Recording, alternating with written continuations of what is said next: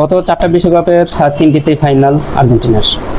তো এর মধ্যে 2022 সাল হচ্ছে বিশ্বকাপ জয়, এবং 2026 সালে অ্যাজ এ ফ্যান হিসাবে হোপ ফর দ্য বেস্ট যে এবারও আমরা বিশ্বকাপটা পাচ্ছি। তো এর মধ্যে 2টা কোপা আমেরিকা।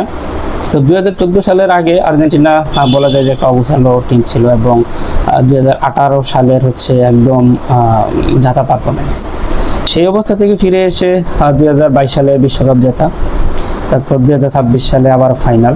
মেসি তার পারফরমেন্স একদম অনন্য লেভেলে নিয়ে গেছে। তো এখন পর্যন্ত আর্জেন্টিনার হয়ে প্রায় 115টি গোল এবং 60টির বেশি অ্যাসিস্ট রয়েছে তার, এবং 2022 সালে 7টি গোল, এবং 2026 বিশ্বকাপে তার এখন পর্যন্ত 8টি গোল, 4টি অ্যাসিস্ট, 24টি ড্রিবল।